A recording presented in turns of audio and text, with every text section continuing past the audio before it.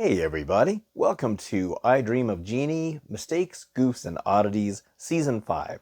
So Season 5 would be the last and final season of I Dream of Genie, and we are also going to be seeing Major Nelson and Genie get married during this season, which was a bit of, I guess, some controversy for I Dream of Genie fans. Some Genie fans consider this to be the least favorite of the seasons because it seems like after they got married, it kind of changed the dynamic of the show. And actually, Barbara Eden and Larry Hagman both said that they felt that having Jeannie and Major Nelson get married kind of killed the show. Now, I don't know. For me personally, I guess it had some differences because they were married, but I actually enjoyed a lot of the episodes in this season, especially because Dr. Bellows and Mrs. Bellows had quite a bit of significant parts in these episodes. I mean, and quite frankly, they were the funniest part of the whole show. So I was very glad to see the addition of the Bellows being included more into the episodes. But anyway, let's go ahead and check out all these episodes and see what we can find. This is episode 1, and it's called Jeannie at the Piano. Now we see Jeannie here in her miniature size, and she's actually standing on top of the piano that Major Nelson will be able to play really good because of Jeannie's magic, of course. But now you'll notice in the background here, there's a wall. You can see there's a shadow being cast, and the wall is right up against the piano. But in the far shot, we can see that there is no wall right up against the piano, and it's just kind of sitting out in the middle of the room, so there is no wall back there. Now we see Genie behind this big silver coffee cup that's on top of the piano.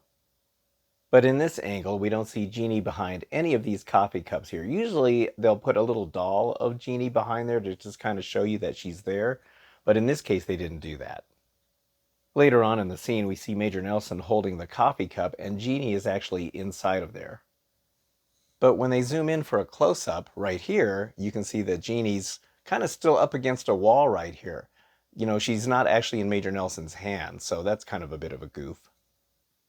Later on, Genie gets stuck inside this file cabinet and she couldn't get out. So when Major Nelson opens the second drawer right here, Genie will pop out of there. Now watch when she does appear, you'll see the veil from her head, that headpiece that she wears, it'll get caught in the corner of the file cabinet right here. So it slams shut right there, and now see how it got stuck right here? Now she'll actually run around the file cabinet, and you think it's gonna get stuck and maybe pull back on her or something, but thankfully it pulled out of there and it didn't cause any kind of a mess up with the scene here. But I always notice this when watching this show. See right there, and it pulls out. So thankfully it didn't mess anything up. Now when Major Nelson, Genie, and Major Healy go to the little boy's house to rebuy the old Spin-It piano back, because that's the one that's got the magic in it that can allow Major Nelson to play, he's trying to pay the kid for this piano. Now, as the camera pulls back, just kind of watch in this area, you'll see the shadow of the camera, and then as it pulls further back, the camera's shadow goes all the way across the whole thing. So right there, you can already start to see it down here. Now watch, the whole area right here is going to be covered in the shadow of the camera, right there. I also think it's really cool that the prop guys made this really cool little replica of the piano. I think that is so cool. Now, after the piano gets blown up, if you watch closely, the camera's going to zoom in on Major Nelson here, but if you look over in this little section right over here, you'll see the shadow of the camera right there.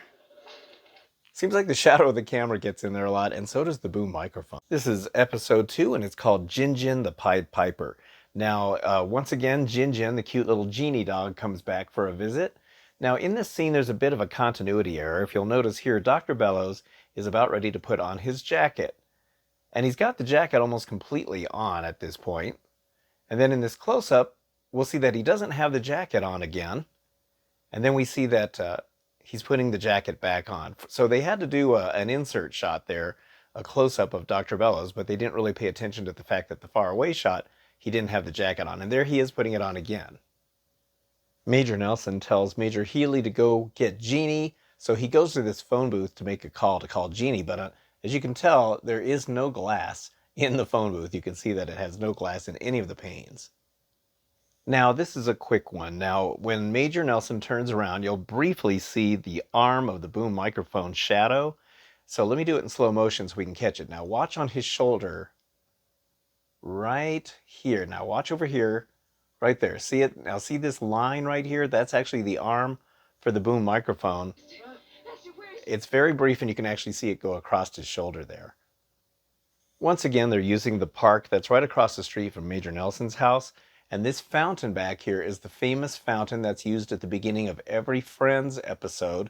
So that means that that was filmed on the old Screen Gems lot, which would later become the Warner Brothers back lot. And as I mentioned in previous videos, this whole set, unfortunately, where Genie, Flying Nun, Lethal Weapon, Christmas Vacation, Partridge Family, so many amazing shows were filmed on this Warner Brothers Ranch, as it's called.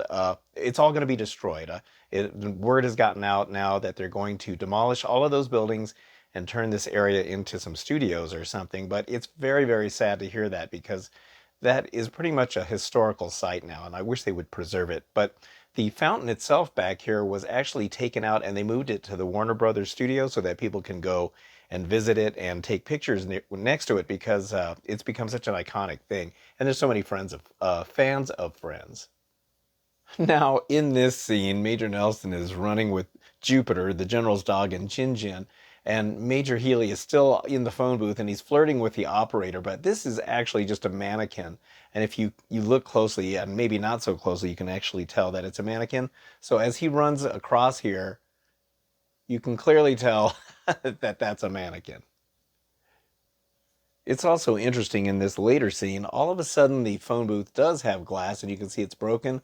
But if you can see all these waves in it, there's waves right here and back here, that's because that's that breakaway sugar glass that they use for a lot of TV shows and movies. When they go to the pound to pick up Jupiter and Jinjin, the pound guy, the guy that works at the pound, is Dick Wilson. This actor is named Dick Wilson. He has been on so many TV shows and movies as well. He's just been kind of like the jack of all trades when it comes to different roles, but he's most well known as Mr. Whipple from the Charmin commercials. One thing I absolutely loved about Genie is that they had some really cool special effects when it came to the blink sound effects or things appearing and disappearing, and this episode was no different. The sound effect they used for when Jinjin appears is such a cool sound effect. It's like it's a dog bark, but they ran it through some kind of filter and put some reverb on it so it sounds like it echoes, like right here. And said that we couldn't. This is episode 3, and it's called Guess Who's Going to Be a Bride, Part 1. So this was a 2-part story, and this is what led to Major Nelson and Jeannie getting married. Now, one of the guest stars in this episode is Jackie Coogan, who is best known as Uncle Fester from the Addams Family. Now, Jackie Coogan actually, he had been an actor since he was a child. I think he was one of the very first child stars in a Charlie Chaplin movie. And also, it was later discovered that his parents had just squandered away all of his earnings. And so it was because of Jackie Coogan that some laws were put in place to protect children actors and their earnings. And it was called the Coogan Act, named after Jackie Coogan. So it's really cool. He actually helped get some laws are put in place to help protect child actors' earnings. This episode also features the fantastic sound effect that they use for a blink that I believe we last heard in the episode when Bob Denver from Gilligan's Island guest starred as Harold, but here we can hear it in this episode too.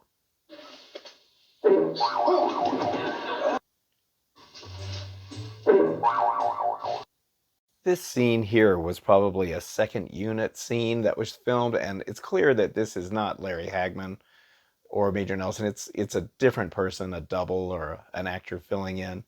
And usually when they show this episode in syndication, they usually just cut that part out. Now this gentleman, it was also another guest star in this episode, and this is actually Frank Duvall. We saw him once before in a previous episode from another season where he played the musical director in the episode where Genie makes Major Nelson sing like Caruso, and he had all those other crazy voices that he sang in, and Frank Duvall here played the musical director. Now, he was actually an accomplished composer and writer and just overall music guy. And you would see the name Duvall on different TV shows and movies. Family Affair is one of the ones that come to mind. But he had done a lot of music for different shows and movies, and I guess he was doing some acting as well. In the episode Guess Who's Going to Be a Bride, Part 2, Major Nelson and Major Healy are sent to the Aleutians as punishment for messing up the Finkelium deal for NASA. Now, they are living in this igloo, but as you can see, it's completely empty on the inside. So this is probably just some file footage from a documentary or something that they ended up using. When they show the inside of the igloo, you can see there's a couple of beds down here, there's some equipment over here, and there's also a table on this side that's out of camera with a lantern. So, yeah, the empty igloo was gotta be some file footage, I'm guessing. When Major Nelson and Major Healy fly all the way to Basenji, in order for Major Nelson to go get Genie back, he has to play the game, the riddle of the box. So he has to guess what's inside this box right here. Now he guesses an ingot of Finkelium. Finkelium was the element that NASA needed for their rocket fuel, but it ended up being the incorrect guess. But it was never revealed what was inside the box, and for whatever reason, I don't know, but it just bothered me that we never got to know what really was inside the box.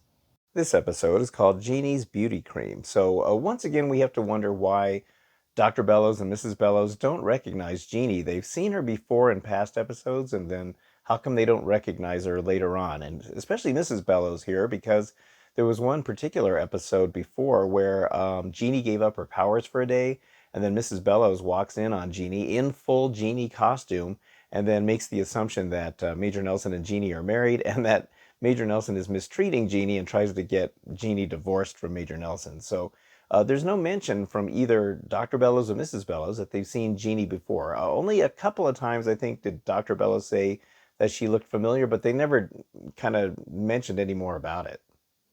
This actor on the right here appeared in a previous episode where Genie was selling the house, and she made it look like a mansion, and then this gentleman's wife went to go see the house, and then when they went back to the house, Genie blinks it back to normal and drives that poor lady crazy. So he returns again, this time as General Weatherby. I don't know if he played General Weatherby in that other episode. I don't know if it was the same character, but it's interesting that they brought him back. Now, there's a strange edit that occurs here. Now, Major Healy falls in love with Mrs. Bellows, but he doesn't realize it's Mrs. Bellows because of the Genie cream changing her face. Now, he won't stop bugging her, and she actually runs away from him. And in this scene, there's only the two of them. Okay, and then all of a sudden, this guy appears out of the blue. Now, who is this guy? He wasn't in the scene before. So obviously there was probably a scene where these two were talking, Major Healy and this guy, and then for whatever reason they decided to cut it out and just had this little remnant left of that scene. But it's very strange because he's just there from when there wasn't anybody there. Now all of a sudden there he is. Now they had to do a lot of dubbing in this episode because Emmeline Henry has to dub over the actress's voice, this actress right here who plays the younger version of Mrs. Bellows. Now, in this scene, you can tell that Bill Daly also had to dub over his voice, maybe because they were both talking over each other. But you can see, if you watch Bill Daly's mouth, he says something different than what his mouth actually looks like it's saying. Mrs. Bellows, wait a second. Is it something I said? It would be interesting to know what the original line actually was. This is episode 6, and it's called Jeannie and the Bachelor Party. Now, there's a little bit of a strange thing that happens here when Major Nelson is saying goodbye to the secretary. Now, if you'll notice here, look at his feet down here at the bottom of the screen. You can see that Larry Hagman is wearing some kind of white shoes right there. Let me zoom in on that. So here we can see there's some kind of a platform clog or slip-on of some kind.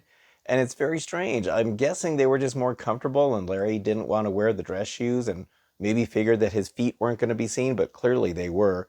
Now, Sidney Sheldon, the producer of the show, said that Larry Hagman was kind of a strange guy and that he would show up in kind of off-the-wall clothes, just out of the blue. One time he showed up in a gorilla costume, he said he was just a strange guy. So I don't know. I mean, maybe his sense of fashion. I mean, you got to remember this is the 60s. That was probably something that was very in.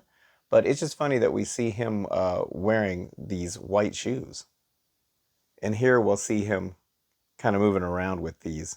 So there's definitely some kind of slip-on. There's no laces on there.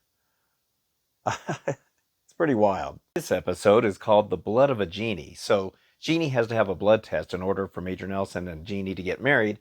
But it turns out that genies have green corpuscles, and they of course can't let Dr. Bellows know about that.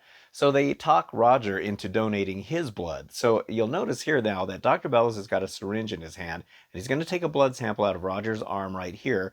And when Roger yells out, he's supposed to have gotten stabbed by the needle. But if you look in the arm area here, I'll zoom in on it so we can see. I'll show you what I mean. Dr. Bellows doesn't even actually put the needle near his arm. Then I'll just hold it steady. Oh!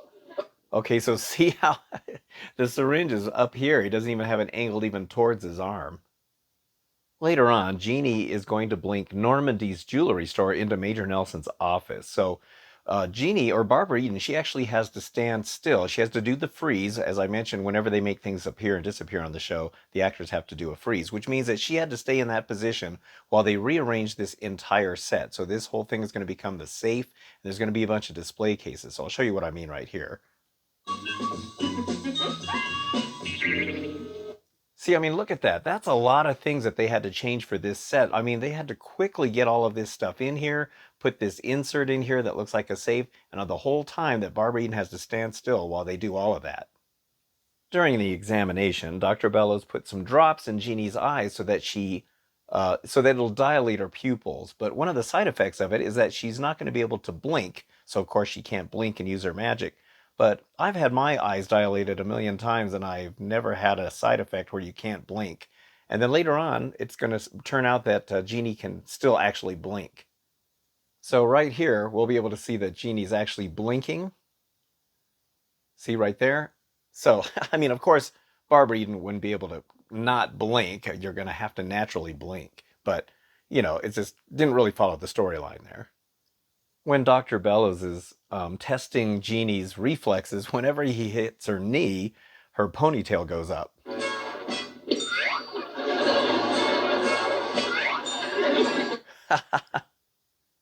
When Major Nelson walks in, he sees what happens with the reflexes, and there's more of a close-up of the ponytail right there. Now, if you look closely, you can actually see the wire that's pulling up Jeannie's ponytail right here. It's like a thin black thread that's right in there. It's pretty cool that you can actually see. This episode is called I'll See You in Cuba. Now, when Jeannie and Major Nelson are looking out the window, first of all, there's no glass in the window here, but also look at this weird kind of material that they got going on within this window sill or this window pane right here. It's almost like it's filled with a bunch of clay or putty or something. It's really strange.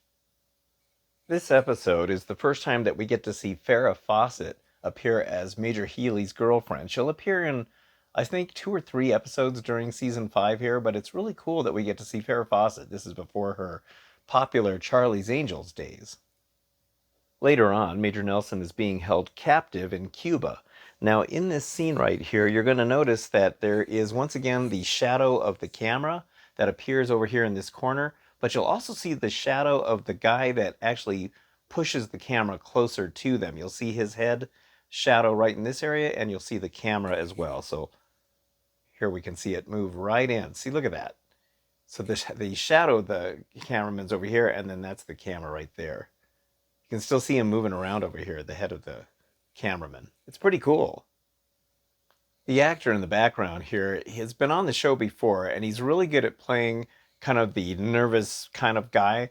In an earlier episode, he was the owner of a beauty store, and in this time, he's playing the worker at a sporting goods store. So here we see Mrs. Bellows knocks down this entire mannequin. You can see there he is. This guy is really funny. I need to find out what his name is because he's a great actor for this kind of a role. So his name is Howard Morton, and Mrs. Bellows is also really funny in this episode because she tells him to shut up, and she ends up wrecking this entire sporting goods store. It's really funny.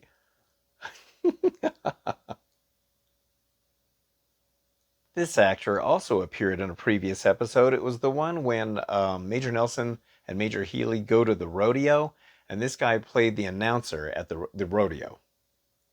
Later on, Jeannie's having a party in the backyard, and you can see she brings over these hors d'oeuvres. Now, this guy picks one up, but if you watch this lady right here, she's going to try to take an hors d'oeuvre out of the tray, but Barbara Eden actually turns quickly to go to the right, and she actually never got a chance to get an hors d'oeuvre. Right here now, see? So she actually, you can see she actually never grabbed anything. So I guess she just played it off really well. This is also the first time we get to see General Schaefer's wife, even though she doesn't have a speaking part in it. Jeannie blinks Major Nelson and Major Healy from Cuba back to their house right here. Now that had to have been a difficult scene to set that up because Major Nelson and Major Healy have to be in the exact same position that they were in the previous scene where they're outside of that Cuban barn that they were being held prisoner, and then all of a sudden here they are in Major Nelson's backyard or in his kitchen. So they had to somehow arrange it so that Larry Hagman and Bill Daly are in the exact same position or as close as they possibly could be, and then even have the window and everything the same. That had to have been a very difficult little effect to, figure out and actually make it happen. This episode is called Genie and the Mad Homewrecker, and it's a pretty funny episode. And it's also the last time that we will see Genie in Major Nelson's house in this configuration right here. Dr. Bellows and Mrs. Bellows give Major Nelson and Genie this gift, and it's an original Halasco being the artist. And it's a very interesting thing. This thing, it's a prop that they came up with, but it's a very interesting piece. I mean, there's a lot of weird stuff going on in here. We'll see a larger view of it later, but you can actually see there's fluids and stuff going through these tubes. And it's just a weird looking thing. It's very 1960s. From this angle, we can see that they've used a hodgepodge of different pieces. This almost looks like it's some kind of a fender from a motorcycle, and maybe that's like the other part of it. And there's just some random pieces and stuff stuck in here, and it looks like the whole thing has been sprayed with some of that insulation foam. I don't know if they had that kind of stuff back then, but it looks like it's just kind of coated in all of it, and it even drips down in some parts. And you can see they just painted the whole thing with like purples and grays and little bits of kind of a bluish color. It's a very interesting looking thing. When Halasco's over at the house, he comes over to admire Genie's genuine Persian Baroque couch of nails. But here in the reflection of the glass of this picture frame, you can actually see that that is one of the studio lights. Salute heaven. You like it? A genuine Persian Baroque couch of nails. When Major Healy is hammering this sign up on Major Nelson's door, if you look in the window right here, you will actually see the officers walk by the window right there. And they're getting ready for their cue in the next scene. And that scene is right here when they're guarding Major Nelson's house so that he can't come in. Now, Major Nelson and Genie are forced to sleep in Major Nelson's office while the house is being remodeled as a gift from everybody on the base. Now, Genie is seen coming out of the top of her bottle right here. But in the far shot, right here, you can see that Genie is not peeking out at the top of her bottle. Usually they would put a little doll or something in there. Major Nelson sneaks into the house to see what Halasco has done with it. And I remember my brother and my sister and I, when we watched this show as kids, we thought the house looked really cool. I mean, very 1960s, but I love it. You got barrels for the ends of the couch. You got a cannon sticking out of the wall right there. You got this purple cat sitting on this very modern looking stand. And then, of course, you got the Mona Lisa, as Halasco called it, right here in the center right there. It's kind of cool looking. At the end of the episode, Genie blinks the entire house into a picture that she saw in a magazine. And I gotta say, I always absolutely loved this interior. Even now, even today, this still looks very stylish. I mean, yeah, the couches are a little dated and stuff, but I mean, this whole set is beautiful. They redid everything. They got rid of the spiral staircase. They now have this staircase that goes up into like an L shape. I absolutely love the fireplace and the way you can see all the way through it right here. And I love this little nook that they put Genie's bottle in. The only thing recognizable from the old set is the kitchen. You can see the original kind of colored glass or plastic that's in there. But everything else looks really stunning. I always thought this set was just beautiful. This episode is another great episode, and it's called Uncle's a Go-Go, and it's pretty funny. So Genie's Uncle Phasmir and Uncle Asmire, they're going to come and judge Major Nelson and see if he's worthy of marrying Genie. Well, this is Uncle Asmire, and he wants Major Nelson to be a gentleman and prim and proper, while Uncle Phasmir wants him to be much more of, a drinker and have fun and gamble and stuff like that. It's hilarious. Now, the actor here is named Ronald Long, and he was in an episode before. He played in the episode with the haunted house. He was the other buyer for Major Nelson's house. So we see him at least twice in this series. Once again, we get that great blink sound effect on this one. I'll put him back outside. This episode is also funny because Fazemir disguises himself as Dr. Bellows here, and I'm sure Hayden Rourke had a good time playing a role that was kind of different for him. But there's some great moments here, and then Uncle Asmeyer disguises himself as General Schaefer. It's also funny and unusual to see Dr. Bellows blink. You know, Jim, it's been a blooming pleasure doing business with you. This episode is called The Wedding. This is the big episode where Genie and Major Nelson finally get married. Now, there's been, a little bit of split with Genie fans on this episode about Genie and Major Nelson getting married. A lot of fans felt that it changed the dynamic of the show, and I kind of think it kind of did, but I still kind of liked it. I felt, for me personally, it was kind of the natural progression of the show. But Larry Hagman and Barbara Eden definitely were, I think, against this. They felt that they shouldn't have gotten married, and looking back at it, they said they think that's kind of what killed the show. So once again, we have that continuity error on whether genies could be photographed or not photographed in this particular picture, which is pretty hilarious. They took a picture of Genie and Major Nelson, but of course Genie didn't show up and you just see her purse floating there. But in earlier episodes, she can be photographed, the one with the laugh-in episode, for instance. And then in the first season episode, she couldn't be photographed. So they kept going back and forth on this. Now here we see Major Nelson's parents. This is his father and his mother right here. This is the first time that we see Major Nelson's father, but this is the second time that we see Major Nelson's mother, but this time she's played by a totally different actress. The first time we saw her, she was played by Spring Byington. I believe it was a third season episode. It was a great episode. So maybe she wasn't available to reprise the role, plus it's a really small part, but it's kind of weird how they have a different actress playing her. I kind of think they overdid these dream sequences a little bit in this episode because Genie keeps having these dream sequences, and I mean, they're all beautifully done, but I almost feel like the episode ran short on time and they just had to put some filler in there, and I'm pretty sure that's what it was because there's quite a few of these scenes that kind of drags the episode down a little bit. In this scene, Major Nelson notices that a photographer is taking pictures, and he says this line to Genie. It's a photographer taking pictures. Oh, how nice. But when we watch the movie later, when they're rewatching the film that the photographer took, the line doesn't match up because Major Nelson, he just kind of laughed after Genie says, "How nice." But in the movie, as we'll see, he actually says, "Yes, isn't it?" or something like that. And here's that scene when they're watching the movie in Genie's bottle. Taking pictures. Oh, how nice. Yeah. So you can see how it's a little bit different there. And how awkward must it have been for Hayden Rourke to do this scene where he's walking down the aisle with these flowers that are floating around right there. And he's got to do this in front of all those actors. It's pretty funny. This episode is called My Sister the Homewrecker, and Genie's evil sister makes another comeback. Genie's sister is hiding up here at the top of the stairs, but if you look closely, you can tell that that's really not Barbara Eden. But what else is interesting about this scene is you can see her back there. Now, see this foot? So it looks like Genie's sister is kind of sitting here with her legs crossed and her foot is sticking out.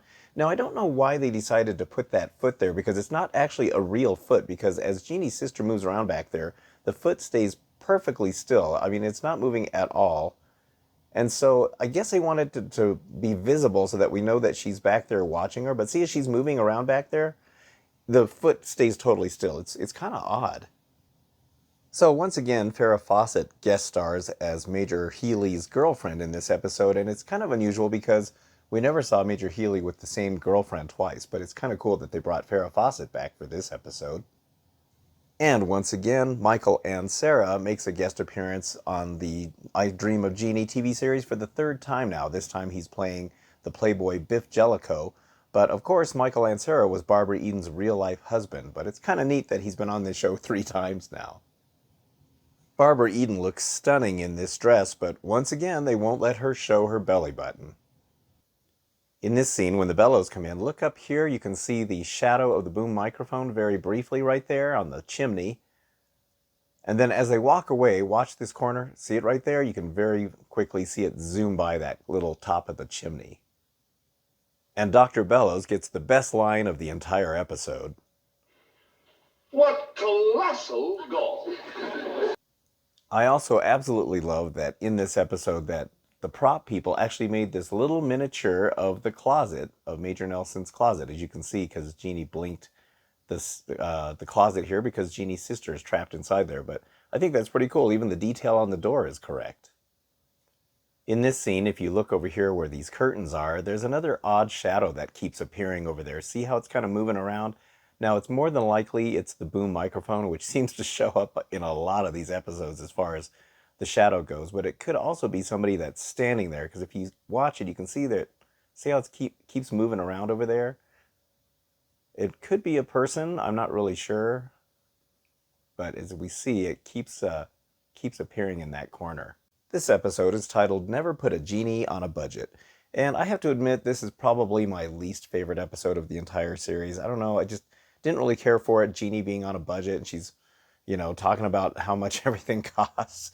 And so the only mistake I could actually find on this episode is if you watch right here, this is at the very beginning of the episode, you'll see the camera pulls back, and that's actually the shadow of the camera that you're seeing right here, and it's pretty obvious when it pulls back right there. So that's kind of cool. Once again, the shadow of the camera makes an appearance.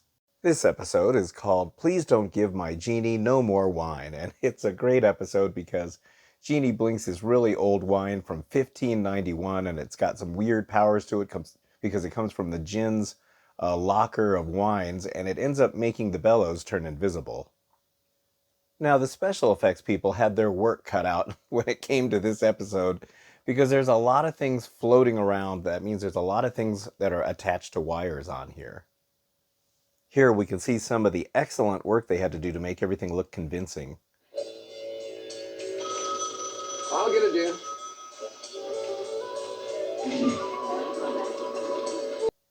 When Mrs. Bellows decides to have more wine, you can actually see the wires right up here that's holding up this wine holder. Yes, See it right here?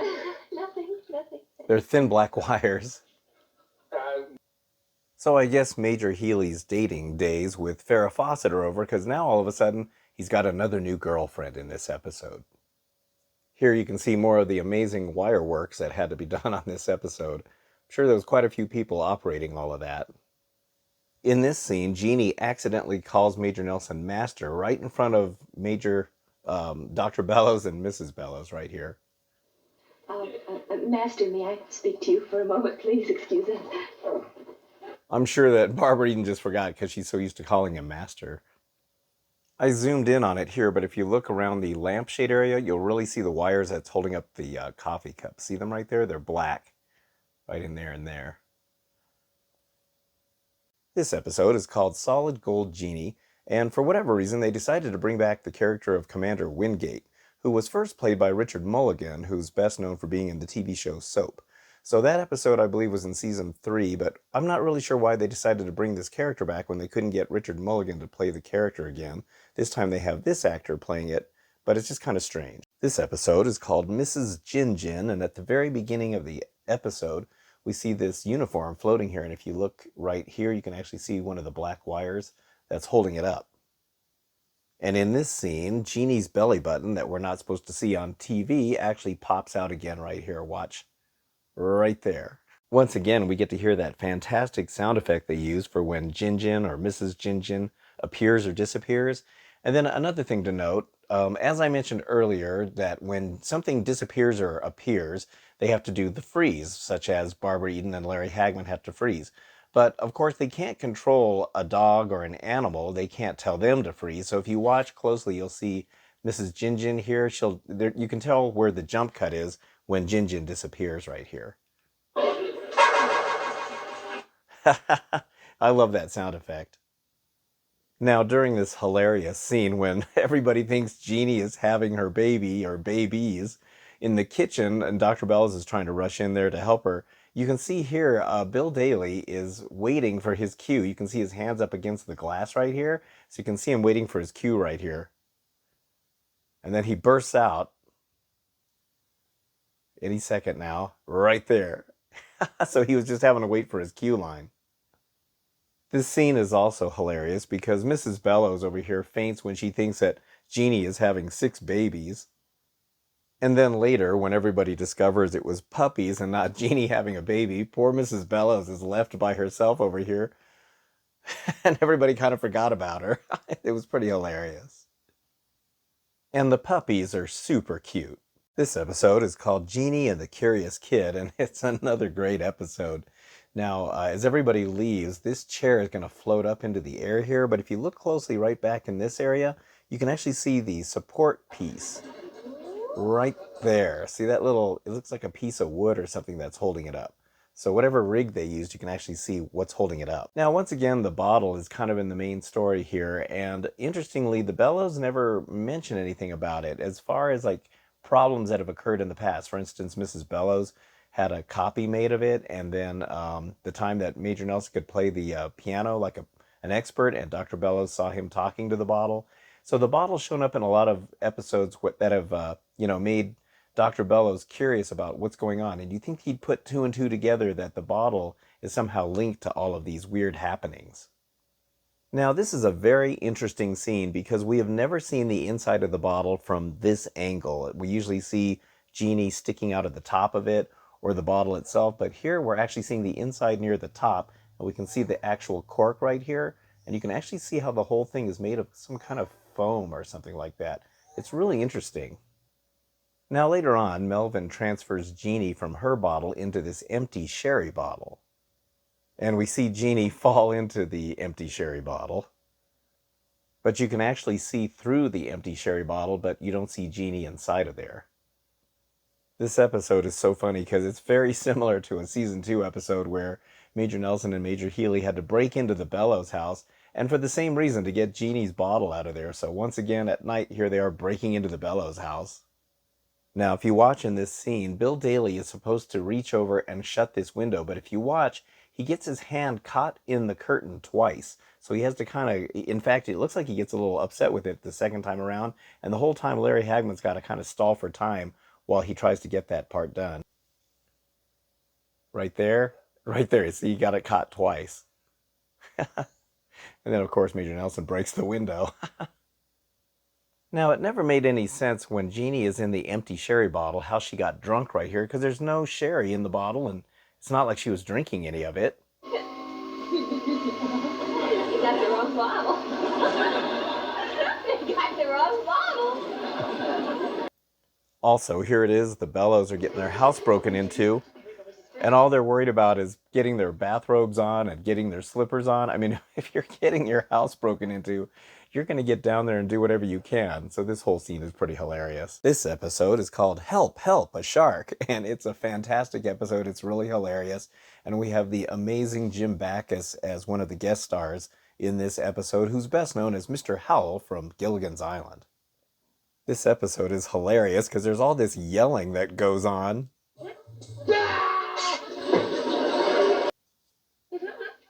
Just when the general was about...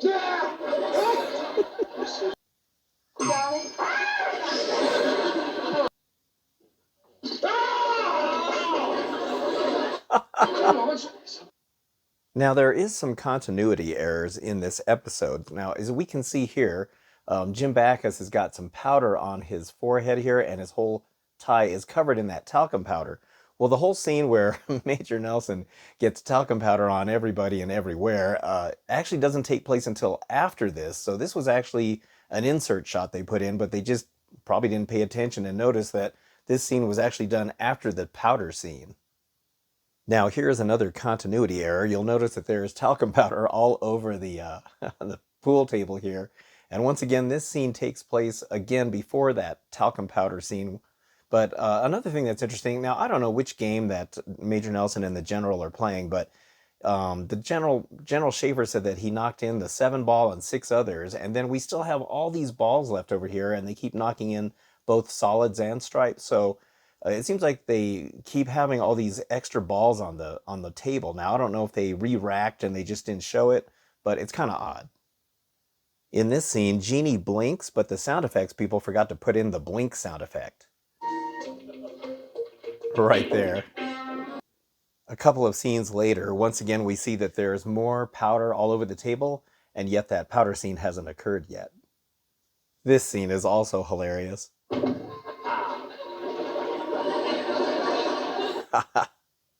And here's the hilarious powder scene. It's a good idea. Here, you can put out your hand. Put out your hand.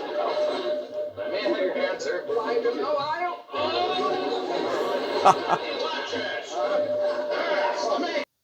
Now, the scene I just showed you has an interesting blooper. You'll hear Jim Backus go, "Major!" But if you notice in this close-up, he doesn't actually say that right here. Right there, which means that that was an insert shot, and this scene here is where that soundtrack came from, where Jim Backus yelled, "Major."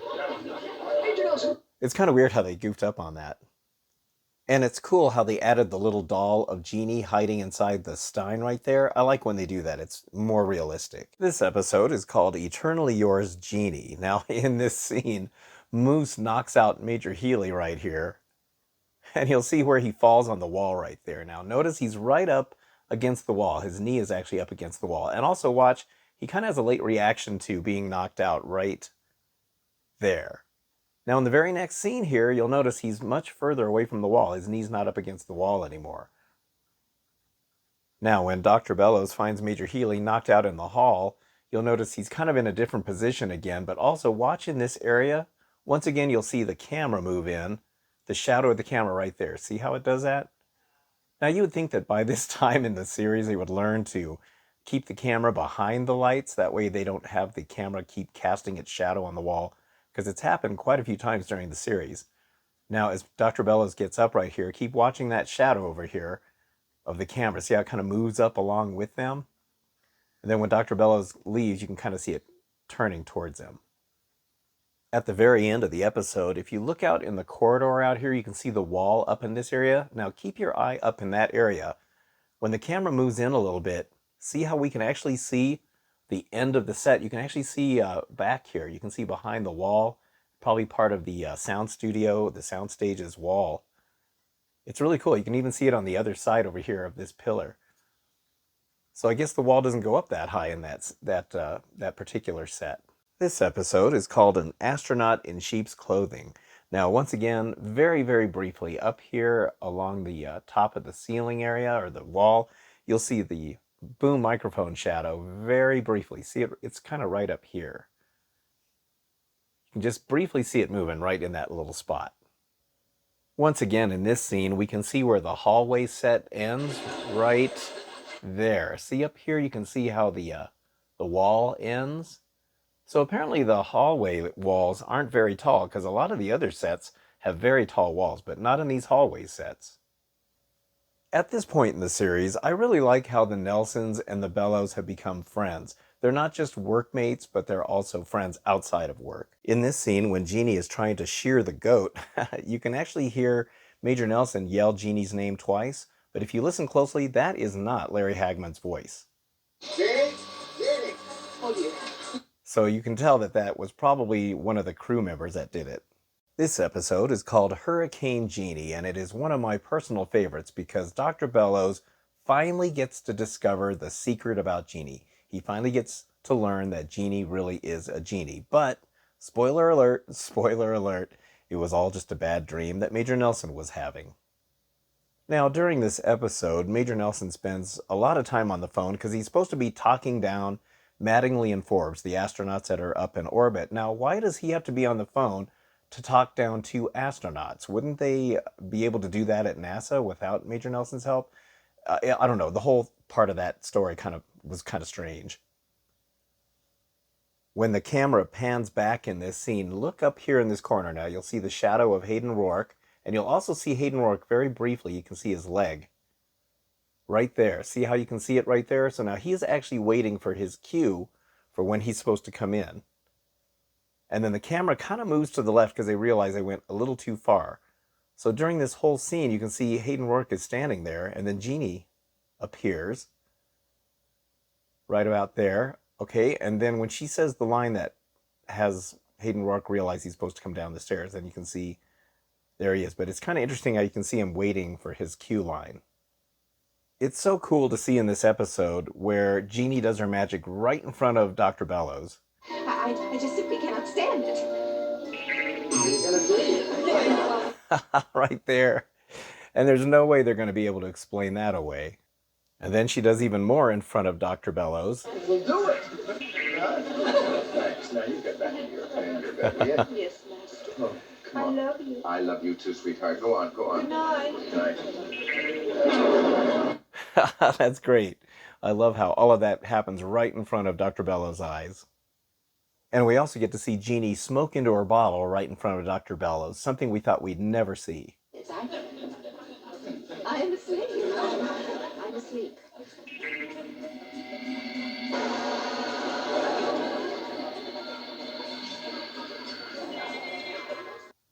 I remember when I was watching this episode on TV for the first time and I was like, wow, I can't believe this is actually happening. And this is another cool part of this episode because Jeannie blinks in the past and future machine that we've seen in past episodes, and Dr. Bellows gets to watch about 3 different clips from 3 past episodes of the crazy things that have happened to him, and he realizes it was all Genie. And one of the most heartbreaking moments of the show in the entire series is Jeannie's bottle gets smashed in this episode. Right.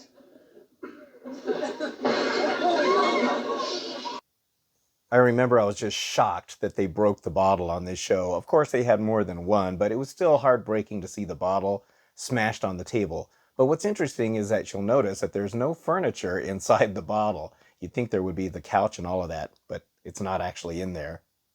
And I bet it was just as heartbreaking for the prop person who probably spent hours painting that beautiful bottle. I always like this heartfelt comment that Dr. Bellows gives to both Jeannie and Major Nelson here. Jeannie, I always thought that you were a charming and wonderful girl, a perfect wife for Major Nelson. Magic or no, I see no reason why I should change my opinion. Thank you, Dr. Bellows. Major Nelson, all things being considered, and I mean all things, it's been a great honor and a pleasure working with you. Good luck. Oh, excuse me. Now here, Major Nelson says he's going to resign his commission, and I've never understood why he felt like he had to. I'll resign my commission, of course, sir. And Jeannie and I go away where we're not known, start life all over again. So yeah, I mean, why would he have to resign? Couldn't he just keep on being an astronaut? And now that Dr. Bellows knows, he can help keep their secret as well? I mean, nothing really changes just because Dr. Bellows knows about it. Well, now the cat's out of the bag and they can be a lot more free, and Dr. Bellows can keep her secret as well. So I don't know, that part of it didn't make sense. But then again, this was a dream sequence. Of course, at the very end, we realized it was just a bad dream that Major Nelson was having. That's what it was. It was a nightmare. A nightmare. The whole thing was a nightmare. Dr. Bellows and the machine. Now, sadly, this was the last episode of I Dream of Genie. It was the last one filmed, but it wasn't the last one aired. So as we know, a lot of shows back then, and probably even today, they don't air the episodes in the order that they were filmed, which is kind of weird, but I guess it's just the way it works in production. But this would be the last episode of I Dream of Genie, which is kind of sad. There would only be 2 left that were filmed previous to this one. This episode is called One Genie Beats 4 of a Kind. Now, we're going to see that Dr. Bellows and Major Nelson are sitting next to each other. Now, Dr. Bellows will say to Annie 1, and you'll see that he throws out a red chip, but Major Nelson throws out a white chip. So here, Dr. Bellows puts a red chip out, Major Nelson throws a white chip out, but right here, we see that the only chips on the table are red ones. Now, in this scene, when General Schaefer thinks that Major Healy is the card shark, he blows the whistle, and all the security people come in right here. So everybody comes rushing in right here. And in the very next scene now, we see that Jeannie is standing right next to Major Nelson, right here. And I was thinking, how did she appear out of nowhere and nobody said anything, or, they didn't even show her, appear in the scene. But if we watch closely again in this scene, and it's very quick, and I'll see if I can try to pause it, when they pull back, you'll see Barbara Eden. There she is. Now you can see Jeannie just came into the room right here. She's only there for a few seconds. So she does actually walk into the room. This episode is called The Chili King, and it would sadly be the last episode of I Dream of Jeannie to air. Now, we have a guest star here, Dick Van Patten, who plays the supermarket clerk, and Dick Van Patten would, of course, go on to be famous in Eight Is Enough. It's interesting to look at the products in the background. You'll notice here that this is a bag of Fritos corn chips, but you'll notice the way they kind of blurred out the name brand, because of course they can't advertise for the companies, so they blur out their brand name.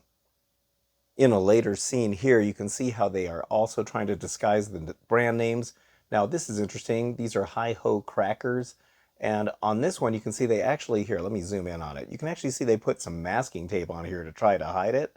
And then I guess they thought that by turning it upside down, that disguises it, which is kind of odd. And then also on these other labels up here, you can kind of see how they used probably like a Sharpie marker to just kind of mark out the actual brand names. It's kind of funny how they tried to hide all of that. So I Dream of Jeannie ran for 5 seasons, which was kind of unusual for a show back then. Most shows back in the 60s ran anywhere between just 1 season to maybe 3, but this show was popular enough to last for 5 seasons.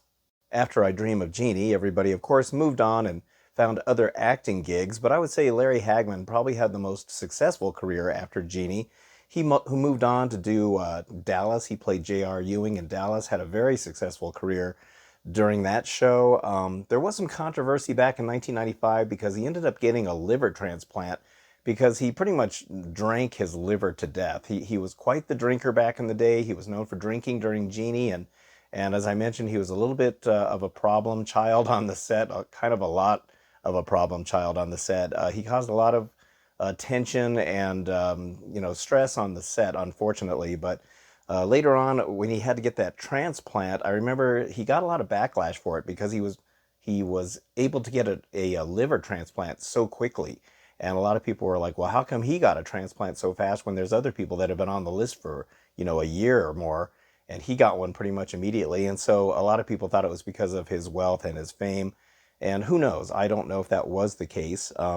Larry Hagman did eventually die in the year of 2012, and he was 81 years old when he passed away. After Genie, Barbara Eden did a few other acting gigs, and she was probably best known after this for doing Harper Valley PTA.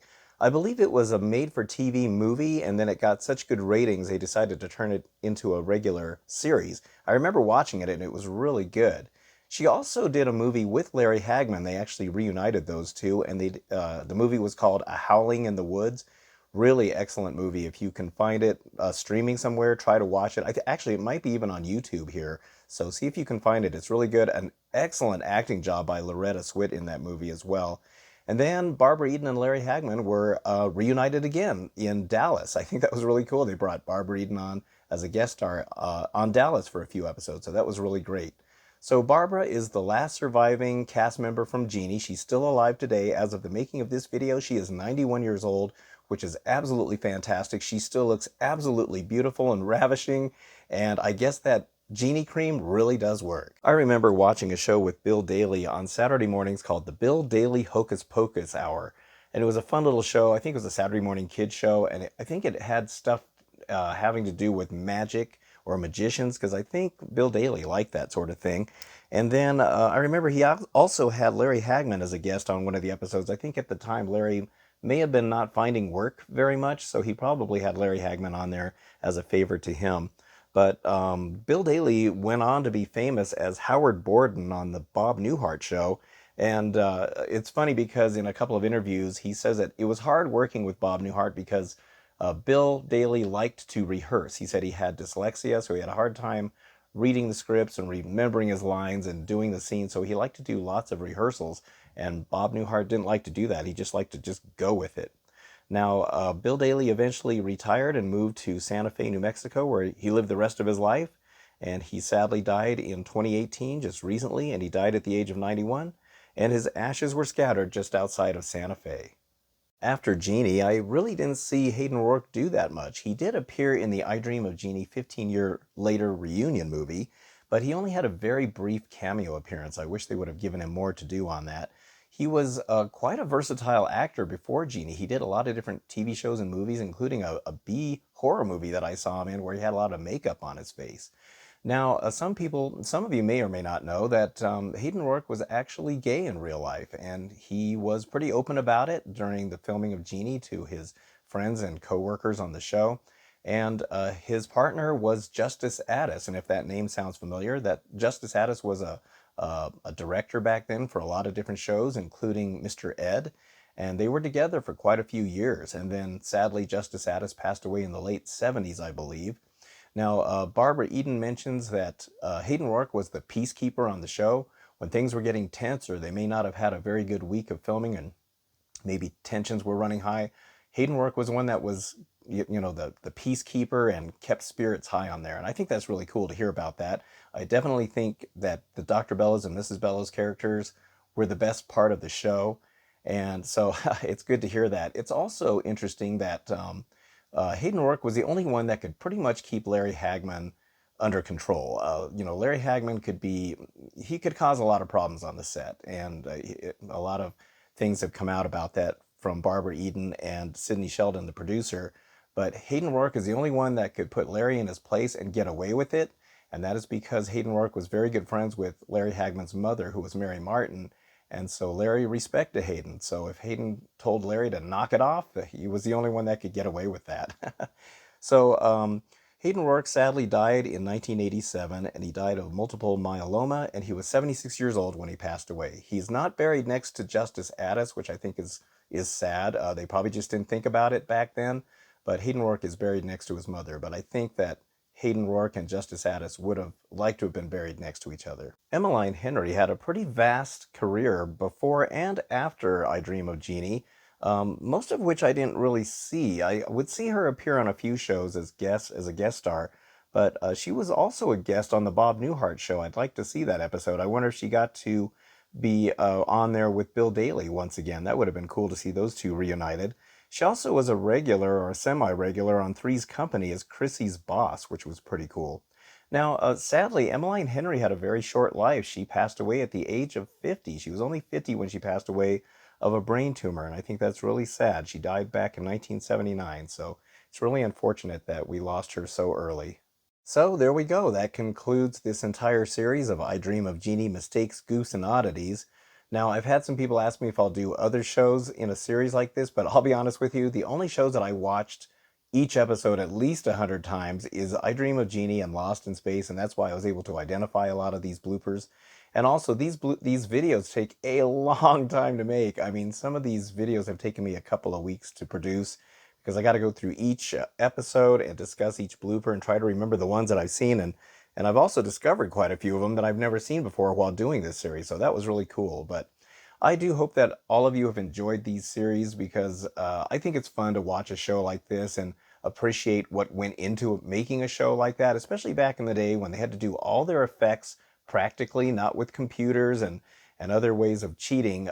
They had to make it look real in front of the screen in real life, and I think that that commands a lot of respect for the crew and the cast of having to work together to make all this kind of stuff happen, especially on Genie, because you think about how many times she blinks and things appear and disappear or change. That's a lot of special effects, and then wires and things floating around and everything. So, but a lot of these shows back then were so fun to watch. They're just good, clean fun, and I think that's why these shows endure today because parents can still let their kids watch them today. And the show is not really that dated. I mean, because everybody's wearing a military uniform, the only episodes that kind of date it are the hippie episodes, which are always funny, and also the cars. But you got to admit, Major Nelson and Major Healy and Dr. Bellows drove some pretty nice cars back in the day.